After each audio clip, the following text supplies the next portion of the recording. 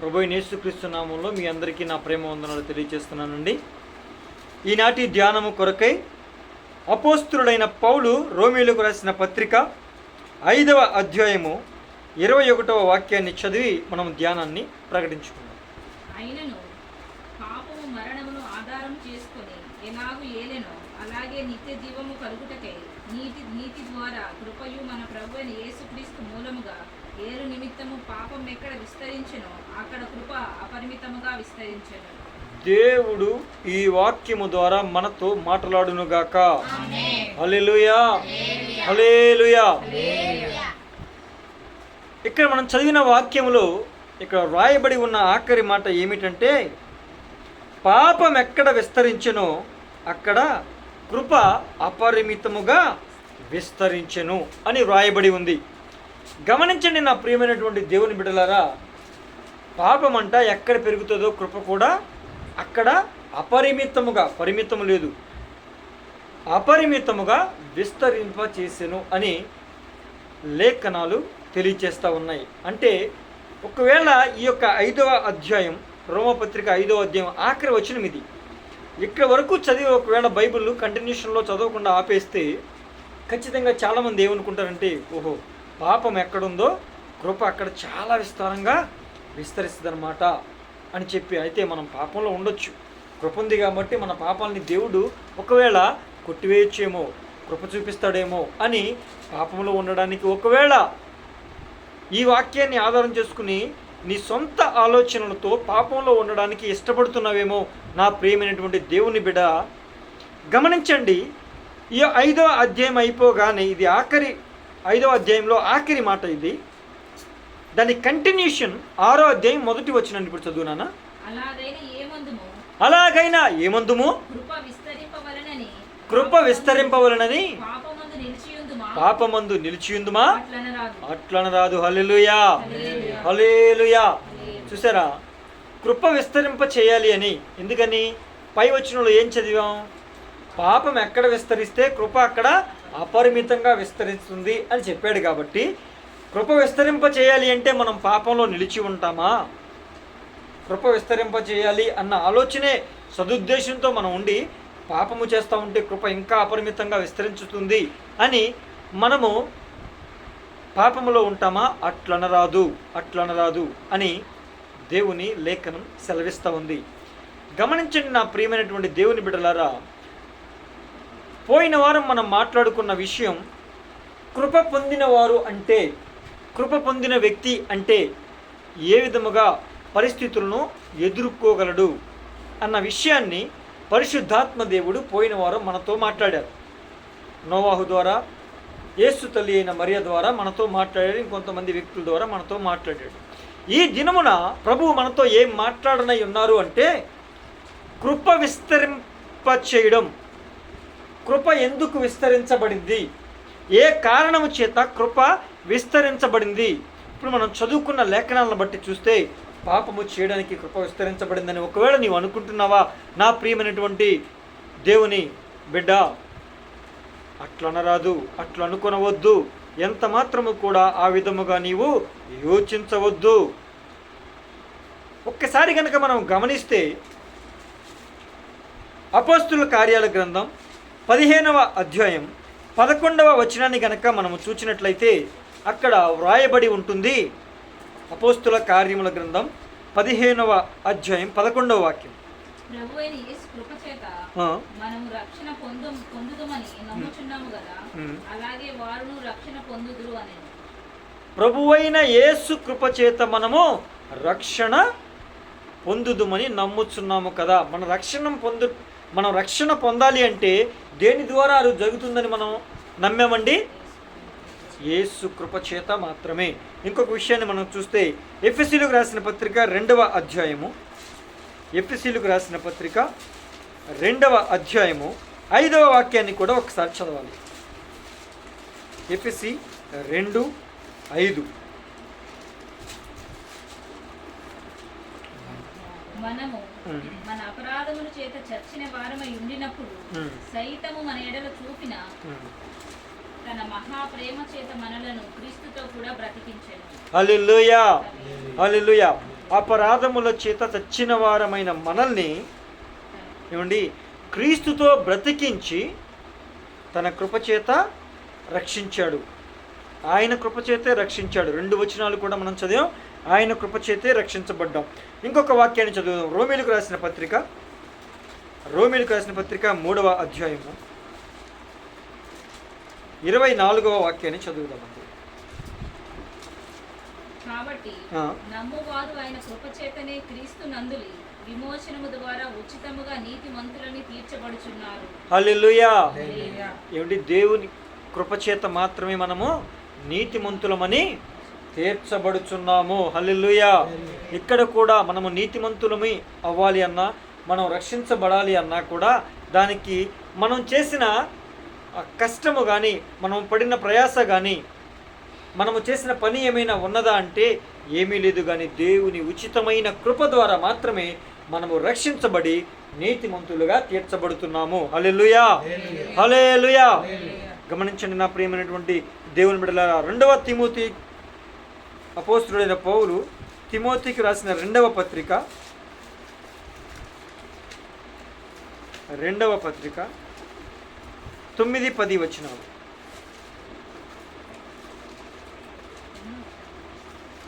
తిమోతికి రాసిన 2వ పత్రిక 1వ అధ్యాయం. మన క్రియలను బట్టి కాక తన స్వకీయ సంకల్పమును బట్టి అనాది కాలముననే క్రీస్తు యేసునందు మనకు అనుగ్రహింపబడినదియు క్రీస్తు యేసు అను మన రక్షకుని ప్రత్యక్షత వలన బయలుపరచబడినది తన కృపను బట్టి మనలను రక్షించి పరిశుద్ధమైన పిలుపుతో ఆయన మనలను పిలిచెను. హల్లెలూయా. తన కృపచేత మనలను రక్షించి అనాది కాల సంకల్పము చొప్పునే ఆయన మనలను పిలుచుకున్నాడు. ఇక్కడ మనము పైనున్న వాక్యాలన్నిటినీ బట్టి చూస్తే మనము రక్షించబడ్డానికి కానీ, మనము తీర్పు తీర్చబడ్డానికి కానీ, నీతిమంతులుగా ఎంచబడ్డానికి కానీ, వీటన్నిటికీ గల కారణం ఏమిటి అంటే ఏం తెలుస్తుందండి? దేవుని యొక్క కృప వలన మాత్రమే. అందుకే దైవజనులు, పరిశుద్ధులు, గొప్ప దైవజనులు మన ప్రాంతంలోనే అనేక మందికి ఆశీర్వాదకరంగా, ప్రపంచానికి ఆశీర్వాదకరంగా వాడబడి మహిమలోనికి చేర్చబడిన దైవజనులు యేసన్న గారు పాడిన పాట, ఆయన నాకు ఆ మాట ఇప్పుడు ఈ సందర్భంలో గుర్తొస్తుందండి. అదేమిటంటే, కృపచేతని కృషి లేకని కృప రక్షించెనే కృతజ్ఞతాస్తుతులర్పింతును. చూసారా?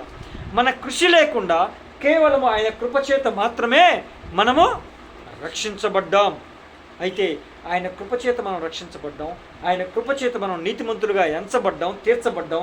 అంత మాత్రమే కాకుండా ఆయన కృపచేత పరిశుద్ధమైన పిలువబడ్డాం. అంటే ఇదంతా ఆయన కృపచేత జరిగింది. కాబట్టి ఎలాగైనా కూడా మనం కృపను విస్తరింప చేయాలి అంటే మనం పాపంలో నిలిచి ఉందామా, పాపము చేద్దామా? అదే కదా రాస్తున్నాడు రోమీ పత్రిక 6వ అధ్యాయం 1వ వచనంలో. ఏమంటున్నానండి?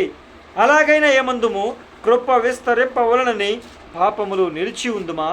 అట్లనరాదు, ఆ విధముగా చేయరాదు. అయితే మరి కృప ఎందుకు విస్తరించబడింది? మన మీద కృప అపరిమితముగా ఏమండి, మన చుట్టూ పాపము, మన ప్రాంతంలో పాపం విస్తరించిన కొలది మన మీద, దేవుని బిడ్డల మీద, దేవుని వాక్యానుసారంగా జీవించే ఆయన స్వాస్థ్యమైన ఆయన కుమారుల మీద, ఆయన బిడ్డలమైన మన మీద ఆయన కృప అపరిమితముగా విస్తరించబడ్డానికి కారణం ఏమిటి? అసలు కృప ఎందుకు విస్తరించబడింది అనే విషయాన్ని పరిశుద్ధాత్మ దేవుడు ఈ రోజున మనతో మాట్లాడాలని ఆశపడుతూ ఉన్నాడు. హల్లెలూయా, హల్లెలూయా. ఎఫెసీయులకు రాసిన పత్రిక ఇప్పుడు ఎందుకు కృప విస్తరించబడింది అనే విషయాన్ని మనం ఇప్పుడు ప్రారంభిద్దామండి. పరిశుద్ధాత్మ దేవుడు మనతో మాట్లాడుతూ ఉన్నాడు. ఎఫెసీయులకు రాసిన పత్రిక 1వ అధ్యాయము, ఎఫెసీయులకు రాసిన పత్రిక 1వ అధ్యాయము 6వ వచనం నుంచి 10వ వచనం వరకు మనము చదువుదాం. ఎట్లనగా ఆ, తన ప్రియుని యందు తాను ఉచితముగా మనకు అనుగ్రహించిన తన కృపా మహిమకు కీర్తి కలుగునట్లు తన చిత్త ప్రకారమైన దయా సంకల్పము చొప్పున యేసు క్రీస్తు ద్వారా తనకు కుమారులుగా స్వీకరించుటకై మనలను ముందుగా తన కోసము నిర్ణయించుకొని మనము తన ఎదుట పరిశుద్ధులము నిర్దోషులమై ఉండవలెనని జగత్తు పునాది వేయబడక మునిపే ప్రేమ చేత ఆయన క్రీస్తులో మనలను ఏర్పరచుకొనెను. దేవుని కృపా మహదైశ్వర్యమును బట్టి ఆ ప్రియుని యందు ఆయన రక్తము వలన మనకు విమోచనము అనగా మన అపరాధములకు క్షమాపణ మనకు కలిగి ఉన్నది. కాలము సంపూర్ణమైనప్పుడు జరగవలసిన ఏర్పాటును బట్టి ఆయన తన దయా సంకల్పము చొప్పున తన చిత్తమును గూర్చిన మర్మమును మనకు తెలియజేసి మనకు సంపూర్ణమైన జ్ఞాన వివేచన కలుగుటకై ఆ కృపను మన ఎడల విస్తరింపజేసెను. హల్లెలూయా, హల్లెలూయా. చూసారా, కృప ఎందుకు విస్తరించబడింది అంటే ఇక్కడ దాదాపు ఒక 6 విషయాలు ఉన్నాయండి. ఇప్పుడు 6 విషయాల గురించి కూలంకషంగా మనం మాట్లాడుకుందాం. ఇక్కడ గమనించండి, మొట్టమొదటిగా ఇక్కడ అంటున్నాడు, తన ప్రియుని యందు తాను ఉచితముగా మనకు అనుగ్రహించిన తన కృపా మహిమకు కీర్తి కలుగునట్లు. ఎవరికి కీర్తి కలగాలంటే కృపా మహిమకు కీర్తి కలగాలి. ప్రభు అయిన యేసయ్యకు కీర్తి కలిగేలాగా మన జీవితం జీవించాలి. అందుకు మన మీద కృప విస్తరించబడింది. అంతేగాని పాపము చేయడానికో మన ఇష్టం వచ్చినట్లు జీవించడానికో, ఎక్కడ పాపం విస్తరించబడుతుందో అక్కడ కృప అపరిమితంగా విస్తరిస్తుందని లేఖనాల్లో ఉంది. కాబట్టి మన ఇష్టం వచ్చినట్లు విచ్చలవిడిగా పాపములో నిలిచి ఉండడానికి కాదు, పాపములో పడి దొర్లిపడానికి కాదు, పాపములు మన జీవితాన్ని పాడు చేసుకోవడానికి కాదు కృప విస్తరించబడింది. కృప విస్తరించబడిన కారణం కృప మహిమకు కీర్తి కలగాలి. హల్లెలూయా. మన జీవితము ద్వారా కృప అంటే ఎవరండి? ప్రభు అయిన యేసుక్రీస్తే మనకు దేవుడు అనుగ్రహించిన కృపావరం. కనుక ఆ కృపకు, ప్రభు అయిన యేసుకు మహిమకరముగా, ప్రభు అయిన యేసుకు కీర్తి కలుగునట్లుగా మన జీవితాన్ని మనము జీవించాలి. ఇష్టం వచ్చినట్లుగా మనము జీవించకూడదు. తర్వాత విషయాన్ని మనము చూస్తే, తన చిత్త ప్రకారమైన దయా సంకల్పము చొప్పున యేసుక్రీస్తు ద్వారా తనకు కుమారులుగా స్వీకరించుటకై మనలను ముందుగా తన కోసము నిర్ణయించుకున్నాడు.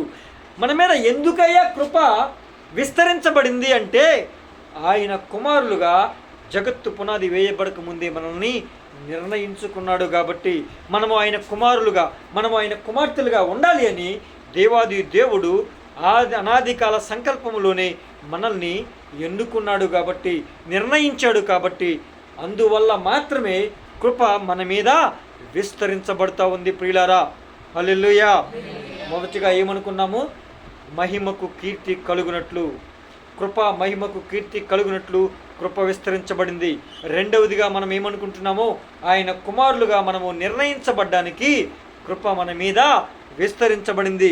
అదే మూడవ విషయాన్ని కనుక మనము చూస్తే, మనము తన ఎదుట పరిశుద్ధులమును నిర్దోషులమునై ఉండవలనని జగత్తు పునాది వేయబడక మునిపే ప్రేమ చేత ఆయన క్రీస్తు మనలను ఏర్పరచుకునవలనని ఇక్కడ రాసిపెట్టాడు. మూడవది ఏమిటయ్యా అంటే పరిశుద్ధులుగా ఉండాలి. హల్లెలూయా, హల్లెలూయా. మనం ఏ విధంగా జీవించాలని కృప మన మీద విస్తరింప చేశాడండి?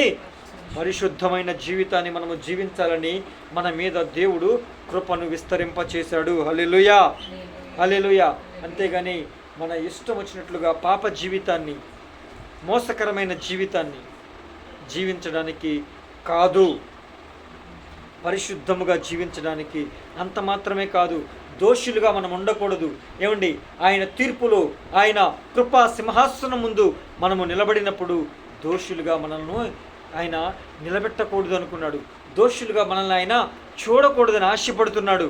అందుకే చూడండి, మన ప్రాంతములో కానీ మన చుట్టుపక్కల కానీ పాపము భయంకరంగా విస్తరిస్తూ ఉంటే మనము ఆ పాపములో పడి కొట్టుకుపోకుండా, ఆ శాపంలో పడి దొర్లిపోకుండా, పాడైపోకుండా దేవుని కృప మనల్ని కాపాడుతూ వస్తుంది. దానికి కారణం ఏమిటంటే, పాపం ఒక పక్కన బేటరీకిపోయి విస్తరిస్తూ ఉంటే మన మీద మాత్రం ఆయన కృప అపరిమితముగా విస్తరింప చేయడానికి, మన మీద ఆయన కృప విస్తారముగా కురిపించడానికి గల కారణం ఒకటి, మనము పరిశుద్ధ జీవితాన్ని జీవించాలి. ఆయన కృప సింహాసనం ముందు నిర్దోషులుగా మనము జీవించడానికి, నిలబడ్డానికి దేవుడు మన మీద కృపను ఏం చేశాడండి? విస్తరింప చేశాడు. హల్లెలూయా, హల్లెలూయా.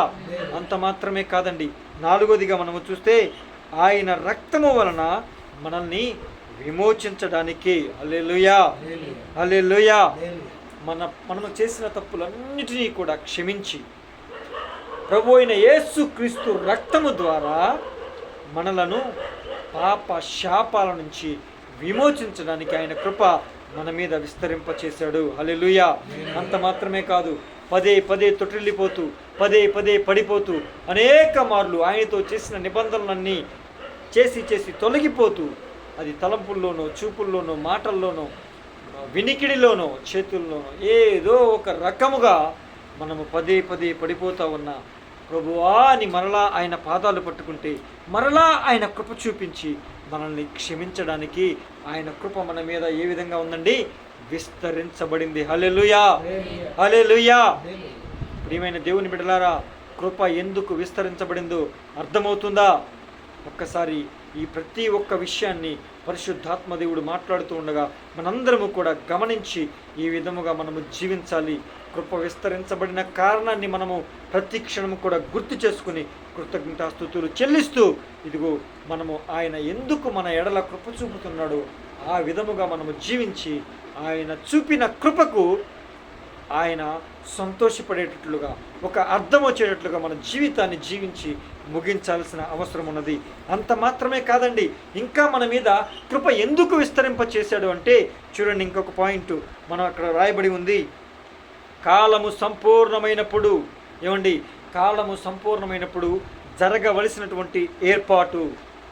కాలము సంపూర్ణమైనప్పుడు అంటే ఇక ఆయన రాకడ సమీపముగా ఉన్నప్పుడు, ఆయన రాకడ రావడానికి కాలము దగ్గర పడుతున్నప్పుడు, సంపూర్ణమవుతున్నప్పుడు, ఏమండి, ఆయన జరగవలసిన విషయాలని దేవుడు మనకి బయలుపరుస్తూ ఉన్నాడు. ఇక నేను త్వరలో రాబోతూ ఉన్నాను, నేను వచ్చిన తర్వాత ఈ విధంగా జరుగుతాయి, నేను వచ్చే ముందు ఈ విధమైన సూచనలు జరుగుతాయి అని మనకి బయలుపరిచాడు. ఏమండి, పోయిన వారం కూడా మనము ధ్యానం చేశాం. నోవాహు కృప పొందినవాడాయను అని రాయబడింది. నోవాహు పొందిన కృప ఏమిటి అని మనము ధ్యానం చేసినప్పుడు అక్కడ మాట్లాడుకున్న మాట ఏమిటి అంటే, ఈ సర్వలోకం మీదకి రాబోతున్న ఉగ్రత నోవాహుకి బయలుపరచబడింది. హల్లెలూయా.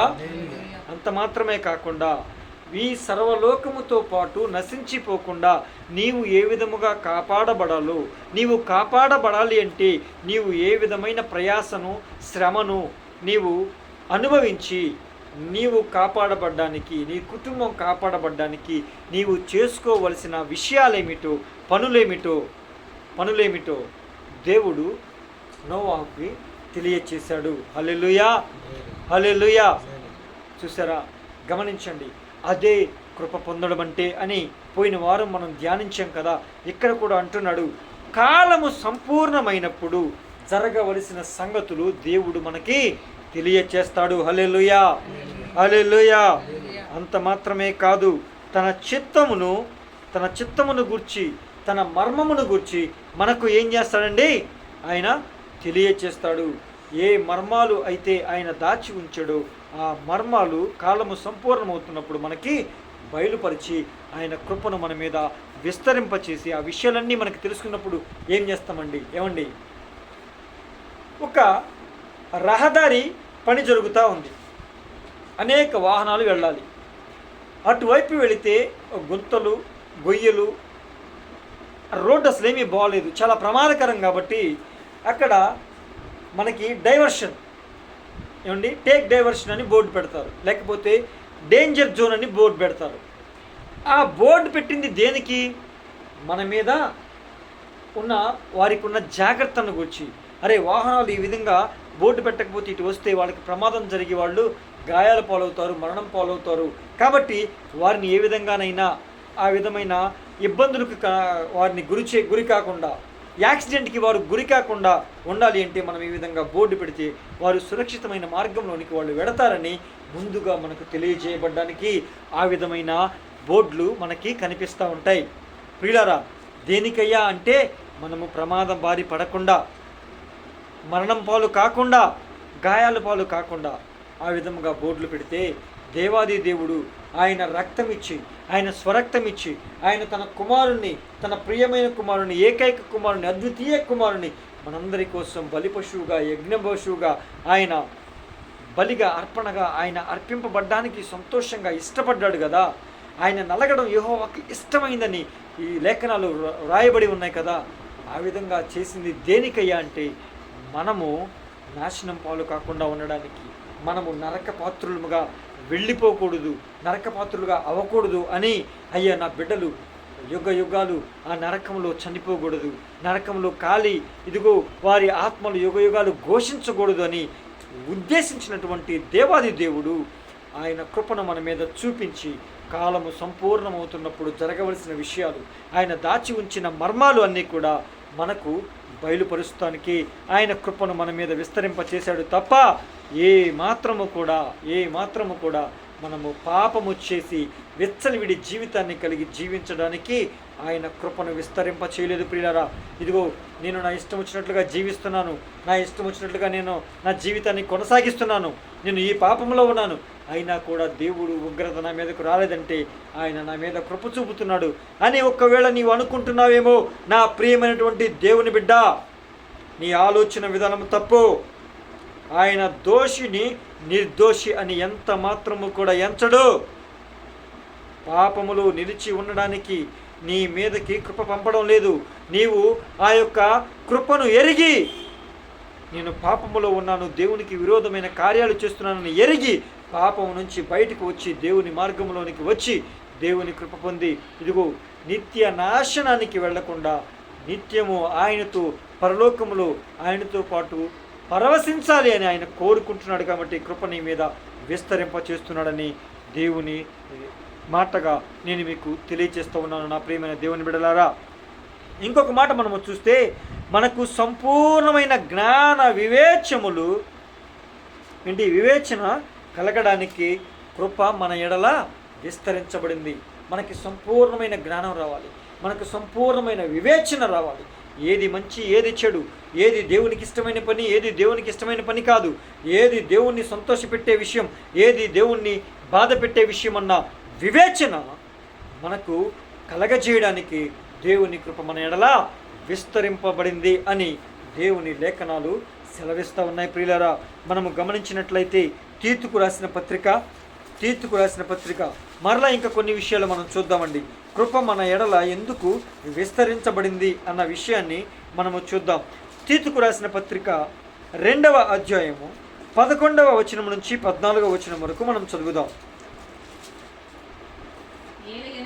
ఏలైనగా సమస్త మనుషులకు రక్షణకరమైన దేవుని కృప ప్రత్యక్షమై మనము భక్తిహీనతను, ఇహలోక సంబంధమైన దురాశలను విసర్జించి శుభప్రదమైన నిరీక్షణ నిమిత్తము అనగా మహాదేవుడును మన రక్షకుడైన యేసుక్రీస్తు మహిమ యొక్క ప్రత్యక్షత కొరకు ఎదురు చూచుచు ఈ లోకంలో స్వస్థ బుద్ధితోనూ నీతితోనూ భక్తితోనూ బ్రతుకుచుండవలనని మనకు బోధించుచున్నది. హల్లెలూయా, హల్లెలూయా. చూసారా ప్రియులారా, ఎందుకు కృప మన ఎడల 14వ వచనం కూడా చదువున్నాను. ఆయన సమస్తమైన దుర్నీతి నుండి మనలను విమోచించి సత్క్రియలందాశక్తి గల ప్రజలకు తన కోసరము పవిత్రపరుచుకొని తన సొత్తుగా చేసుకొనుటకు తన్ను తానే మన కొరకు అర్పించుకొనెను. హల్లెలూయా, హల్లెలూయా. చూసారండి, కృప మన ఎడల ఎందుకు విస్తరించిందయ్యా అంటే సమస్త మనుషులకు రక్షణకరమైన దేవుని కృప ప్రత్యక్షమై, దేవుని కృప ప్రత్యక్షమై ఏం చేస్తుంది, ఏమని చెబుతుంది, ఏ విధంగా బ్రతకాలని చెబుతుందయ్యా అంటే అక్కడ 12వ వచనంలో ఉంటుంది, మనము భక్తిహీనత కలిగి ఉండకూడదు. ఏమండి, రక్తహీనత కలిగితే మనకేమవుతుందండి? రక్తహీనత కలిగితే ఏం చేస్తాం, ఏమవుతాం? మనం చనిపోతాం. మరి భక్తిహీనత కలిగితే, రక్తహీనత కలిగితే మన శరీరం చనిపోతుంది, భక్తిహీనత కలిగితే మన ఆత్మ చనిపోతుంది. కాబట్టి మనము భక్తిహీనులుగా ఉండకూడదు. మనల్ని భక్తిహీనులుగా ఉండడానికి కాదు దేవుడు మన ఎడల కృప చూపింది. ఇహలోక సంబంధమైన దురాశలను మనం ఏమి చేయాలండి? విసర్జించాలి. అదే 12వ వచనంలో ఉంటుంది. ఇహలోక సంబంధమైన దురాశలను మనం ఏమి చేయాలి? విసర్జించాలి. ఈ లోక సంబంధమైనటువంటి దురాశలు మనము ఏమాత్రము కూడా ఇష్టపడకూడదు. ఈ లోక సంబంధమైన విషయాలను ఏమాత్రము కూడా మనము ఆస్వాదించడానికి ఇష్టపడకూడదు. వాటిల్లో మనం పాలు పంపులు పొందడానికి ఇష్టపడకూడదు. ఇహలోక సంబంధమైన విషయాల్లో పాలు పంపులు పొందడానికి మనము ఇష్టపడకూడదు. నా ప్రియమైనటువంటి దేవుని బిడలారా, ఇహలోక సంబంధమైన విషయాల్లో పాలు పంపులు పొందడానికి కాదు దేవుడు మన ఎడల కృప చూపింది. అంత మాత్రమే కాదు, శుభప్రదమైన నిరీక్షణ నిమిత్తం. ఏమండి, శుభప్రదమైన నిరీక్షణ ఏమిటి? ఆ శుభప్రదమైన నిరీక్షణ అంటే ఏదైనా ఒక రోజు ఇదిగో దేవాది దేవుడు మనలను తీసుకున్నా లేదా ఆయన రాకడ వచ్చినా కూడా మనము పరలోకములో ఆయనతో పాటు యుగ యుగాలు జీవిస్తాము అన్నదే శుభప్రదమైన నిరీక్షణ. హల్లెలూయా. ఈ లోకములో ఉన్నటువంటి ఈ కొన్ని సంవత్సరాలు మనకు శ్రమ కలిగిన, బాధ కలిగిన, ఇరుకులు వచ్చిన, ఇబ్బందులు వచ్చినా, ఏ బాధలు వచ్చినా మనము కనుక కొంచెం ఓర్చుకుని ఆయన యందు నిరీక్షణ కలిగి జీవించగలిగితే అది శుభప్రదమైన నిరీక్షణ. ఆ నిరీక్షణ మనల్ని ఎన్నడూ కూడా సిగ్గుపరచదు. నీలో నాకున్న నిరీక్షణ నన్ను ఎప్పుడైనా సిగ్గుపరచనా అని ఒక భక్తుడు పాడినట్లుగా మనము మన నిరీక్షణ ఎన్నడూ కూడా మనల్ని సిగ్గుపరచదు. హల్లెలూయా, హల్లెలూయా. నీలో నాకున్న నిరీక్షణ నన్ను ఎప్పుడైనా సిగ్గుపరచెనా?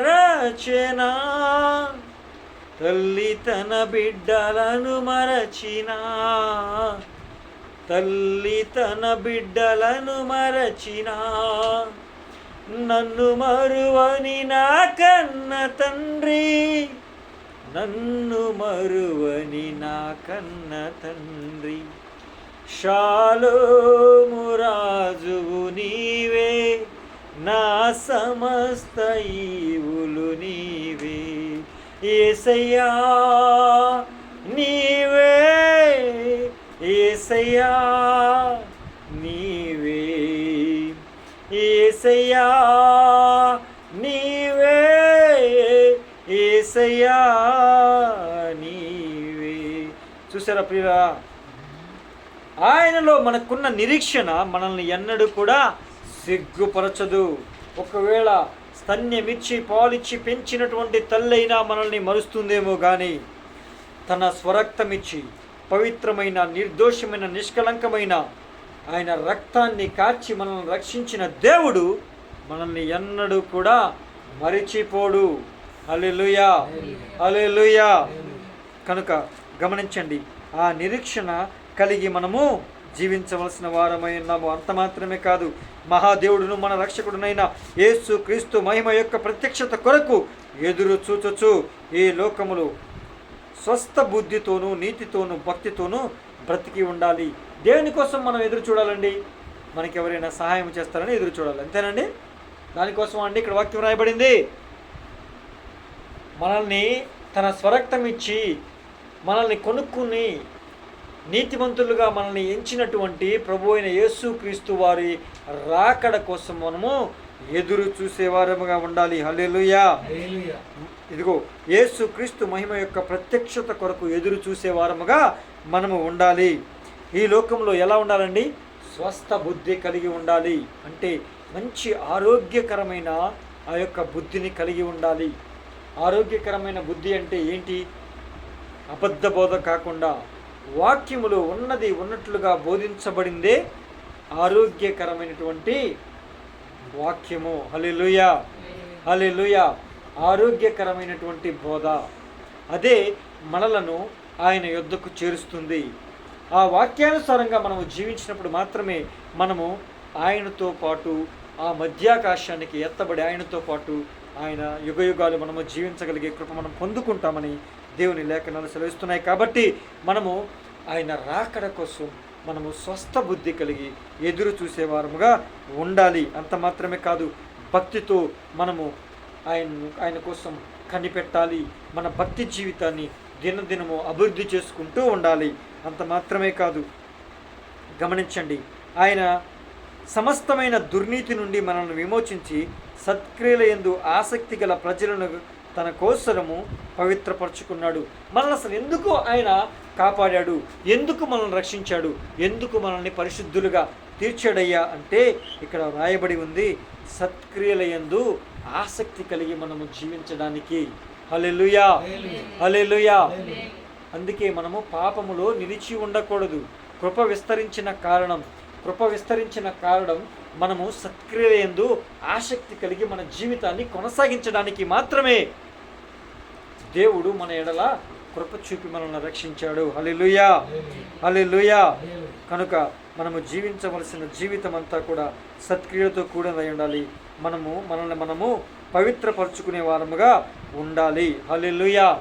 గమనించండి నా ప్రియమైనటువంటి దేవుని బిడ్డలారా, ఈ పైన చెప్పబడినటువంటి విషయాల కోసము మాత్రమే దేవుని కృప మన ఎడల విస్తరించబడింది. అంతే తప్ప మన ఇష్టం వచ్చినట్లుగా మన జీవితాన్ని కొనసాగించడానికి కాదు. గమనించండి, అదే తీతుకు రాసిన పత్రిక 3వ అధ్యాయం 7వ వచనాన్ని గనక మనం ఒక్కసారి చూసినట్లయితే, నీతిమంతులమని తీర్చబడి, ఏమండి, మనం ఆయన కృప వలన నీతిమంతులమని తీర్చబడి నిత్య జీవమును గూర్చిన నిరీక్షణను బట్టి దానికి వారసులమొగటుకై ఆ పరిశుద్ధాత్మను మన రక్షకుడైన యేసుక్రీస్తు ద్వారా ఆయన మన మీద సమృద్ధిగా కుమ్మరించాడు. ఏమండి, పరిశుద్ధాత్మను సమృద్ధిగా కుమ్మరించడానికి, కృప మన యందు విస్తరించబడ్డానికి ఒకే ఒక కారణం ఏమిటయ్యా అంటే నీతిమంతులుగా మనము తీర్చబడి నిత్య జీవమును గుర్చిన నిరీక్షణ కోసం మనము నిరీక్షణతో జీవించాలి అని, నీతిమంతులుగా జీవించాలి అని, ఆయన ఎదుట, కృపా సింహాసనం ఎదుట నిర్దోషులుగా మనము నిలవబడాలి అని ఆయన కృప మన ఎడల విస్తరించబడింది. అంత మాత్రమే కాదు, కొరింథీయులకు రాసిన 2వ పత్రిక 9వ అధ్యాయం 8వ వచనములో ఈ విధంగా వ్రాయబడి ఉంటుంది, ఉత్తమమైన ప్రతి కార్యము చేయుటకు కృప మనకు విస్తరించబడింది. ఎందుకు మన యందు కృప విస్తరించబడిందండి? ఉత్తమమైన ప్రతి కార్యము చేయుటకు. కొరింథీయులకు రాసిన 2వ పత్రిక 9వ అధ్యాయం 8వ వచనం, ఉత్తమమైన 9:8 అండి, ఉత్తమమైన ప్రతి కార్యము చేయుటకు కృప మన ఎడల విస్తరించబడింది. అంత మాత్రమే కాదు ప్రియులారా, ఎఫెసీయులకు రాసిన పత్రిక 4వ అధ్యాయం 7వ వచనాన్ని చూస్తే, కృప అందరికీ ఒకే రకముగా ఇయ్యబడలేదు. కృప అందరికీ ఒకేలాగా ఇచ్చాడండి. నాకు ఇచ్చిన కృప వేరు, మీకు ఇచ్చిన కృప వేరు, నాకు ఇచ్చిన కృప వేరు, పలానా సహోదరుడికి ఇచ్చిన కృప వేరు, ఆ సహోదరికి ఇచ్చిన కృప వేరు, ఈ సహోదరికి ఇచ్చిన కృప వేరు, ఆ పిల్లలకి ఇచ్చిన కృప వేరు. ఆయన ఒక్కొక్కరికి ఒక్కొక్క రకమైన కృపను ఆయన అనుగ్రహించాడు. హల్లెలూయా. అందరికీ సమానమైన కృప ఇవ్వలేదు ప్రియులారా. గమనించండి, యాకోబు పత్రిక 4వ అధ్యాయం 6వ వచనంలో ఈ విధంగా వ్రాయబడి ఉంటుంది, అహంకారులను ఎదిరించి దీనులకు కృపను ఆయన అనుగ్రహిస్తాడు. చూసారా, మనము గనక అహంకారులుగా ఉన్నా, గర్వం గలవారముగా ఉన్నా, అతిశయించే వారముగా ఉన్నా, దేవుని యందు భయభక్తులు లేకుండా భక్తిహీనులుగా ఉన్నా కూడా మనకు అనుగ్రహించిన కృప తీసివేయబడుతుంది. అక్కడ రాయబడిన మాట, అహంకారులను ఆయన ఎదిరించి ఎవరికయ్యా కృప ఇస్తాడు అంటే దీనులకు కృపను ఆయన అనుగ్రహిస్తాడు. ఎవరి ఎడల కృపను విస్తరింపచేస్తాడు అంటే ఎవరి మీదండి? దీనుల యందు ఆయన కృపను విస్తరింపచేస్తాడు. భక్తి కలిగిన వారి ఎడల కృపను విస్తరింపచేస్తాడు. సత్క్రియలు చేసిన వారి ఎడల కృపను విస్తరింపచేస్తాడు. ఏమండి, ఆయన యందు నిరీక్షణ కలిగి జీవించే వారి ఎడల ఆయన కృప విస్తరించబడుతుంది. గమనించండి నా ప్రియమైనటువంటి దేవుని బిడ్డలారా, ఇందుకు మాత్రమే మన ఎడల కృప విస్తరించబడింది తప్ప మన ఇష్టం వచ్చినట్లుగా మనము జీవించడానికి కృప ఏమాత్రము కూడా విస్తరించబడలేదు అని పరిశుద్ధాత్మ దేవుడు ఈరోజు మనకి ఈ విషయాన్ని తెలియజేస్తూ ఉన్నాడు. కనుక ప్రియమైనటువంటి దేవుని బిడ్డలారా, గమనించండి, కృప విస్తరించబడిన కారణం పాపములు నిలిచి ఉండడానికి కాదు. పాపము ఎక్కడ విస్తరించబడిందో కృప అక్కడ అపరిమితంగా విస్తరించబడిందంటే ఇంకనూ మనం ఇష్టం వచ్చినట్లుగా విచ్చలవిడిగా పాపము చేయడానికి కాదు అని దేవుని లేఖనాలు సెలవిస్తూ ఉండగా, కృప ఎందుకు విస్తరించబడిందో పరిశుద్ధాత్మదేవుడు మనతో మాట్లాడి ఉండగా మనం ప్రార్థన చేసుకుందాం, ప్రార్థన చేద్దాం. విన్న వాక్యం ప్రకారం మన జీవితాన్ని జీవించి నిర్దోషులముగా ఆయన మన ఎడల చూపిన కృపకు అర్థవంతమైన జీవితాన్ని జీవించి తద్వారా ఆయన కృపా సింహాసనము ఎదుట తీర్పులో నిర్దోషులముగా నిలబడి ఆయన్ని సంతోషపెట్టే వారముగా, ఆయన ఉద్దేశాలను నెరవేర్చిన వారముగా ఉండాలని మనస్ఫూర్తిగా కోరుకుంటున్నాను. ప్రార్థన చేసుకుందామండి. అందరూ కూడా తలలో ఉంచినట్లయితే, కళ్ళు మూసుకున్నట్లయితే ప్రార్థన చేసుకుందాం.